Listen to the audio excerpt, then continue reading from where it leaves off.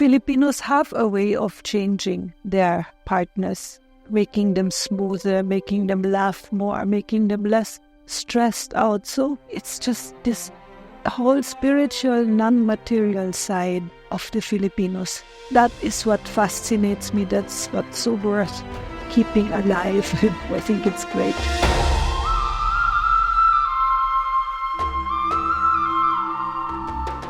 I'm Katrine. Basically, I'm soul having a Katrine experience.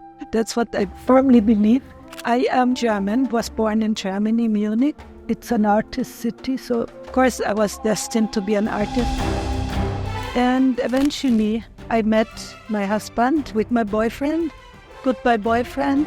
Hello, Jeepney driver. He drove a Jeepney and he invited us very Kapwa. Oh, you want to come along? I'm going to an exhibition. And the exhibition was about the cross-fertilization of East and Western culture. So it was very meaningful. It was really the beginning of our lifelong friendship.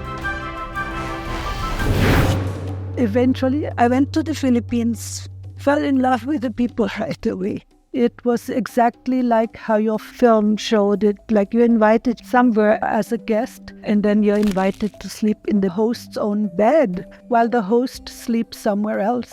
Wow, Germans don't do that. You guests, you sleep on the floor. It's really these differences, no? But then what I really loved was the street food, turon and suman and fried bananas and boiled kamote and all these things, so yummy. And then when I met my husband's mother, she was such a lovely person. The only thing I didn't understand about her was why she powdered her face. She was beautifully kayumangi, and then every morning she covered it with this crust of white makeup. I literally cried. I said, why? Why does she do that? She's so beautiful. Beautiful face, beautiful eyes.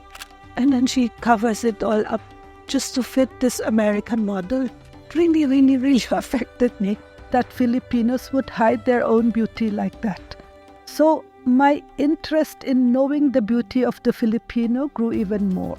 And then later on, when our youngest son was 4 years old, I started to enroll in school because already by then it was quite clear that my husband was always on the move as a filmmaker. He was always busy, and somehow I thought with so many artists in my family, I'll just become a psychologist.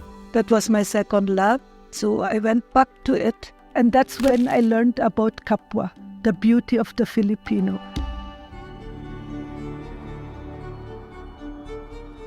The way it came to this PhD was that I had this indigenous professor, Dr. Ver Enrique, who came up with this Kapwa philosophy and with this whole theory.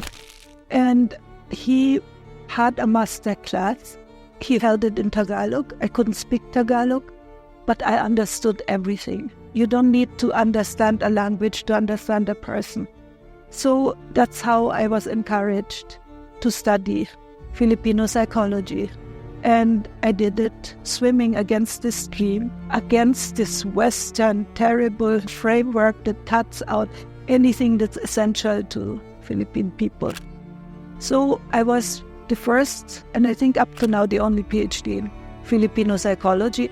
Nowadays, everybody squeaks through because it's easier. You don't have to fight all the time. But for me, I was determined only to study what I was interested in. And that led to the writing of this book. And then it led to the publishing of this book and to several conferences on Filipino psychology and indigenous people and artists. It's just this whole spiritual, non-material side of the Filipinos. That is what fascinates me. That's what's so worth keeping alive. And I think it's great. Once you learn about Kapwa, you see it all over Filipino culture.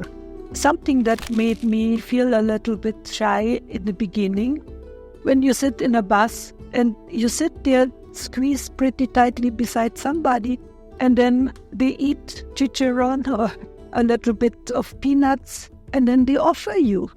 And in the beginning, I didn't know how to behave, So I ate actually And then they offered me more and I ate more until I realized it's the gesture. Filipinos will offer you everything and anything they have, but it doesn't mean you should actually take it.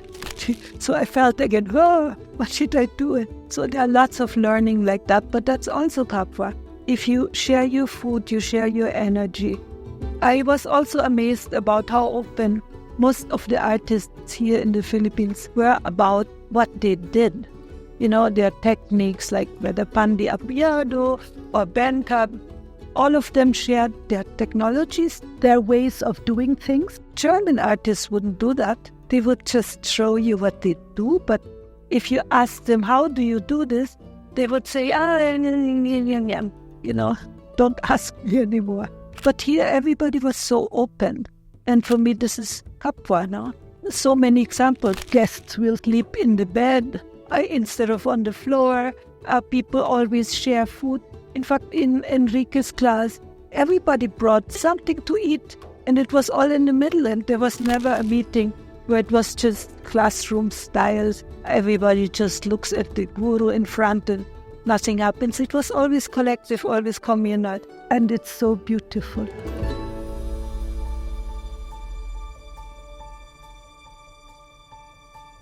Being married to someone like Kidlat has really shaped how I see things and who I am. I don't know if people who are really totally individualistic and only in their own world, if they would ever want to stay here or if they're too shocked, because your heart just melts. If you can survive it, if you can break down your hard walls, then you can become a very beautiful, warm heart being also. I would say not just because of contact with the Filipinos. There are really many ways. So there are good people everywhere around this world, but Filipinos have a way of changing their partners, making them smoother, making them laugh more, making them less stressed out. So this is extremely important. And maybe that's what my professor always said. We Filipinos will re-educate the world. We will repopulate the world. We change everything.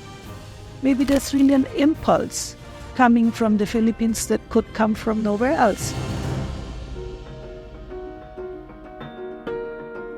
Our son, the one that just died, he was very, very talented. He could do anything, fix anything. He was the favorite of his teachers.